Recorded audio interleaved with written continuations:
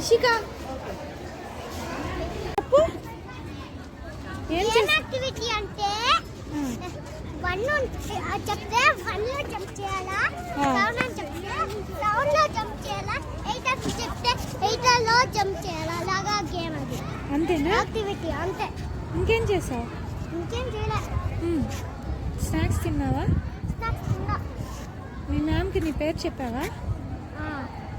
ఏమన్నారు? ఏమన్నా. మీ ఫ్రెండ్స్ ఎవరైనా కనపడ్డారా? లే.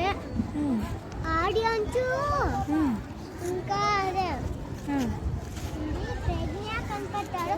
ప్రజ్ఞ నా స్కూల్లోనే ఉనింది. ఆడియన్స్ ఏమో నా స్కూల్ కింద నిన్నాడు. ఆ అంతే కదా? ఓకే.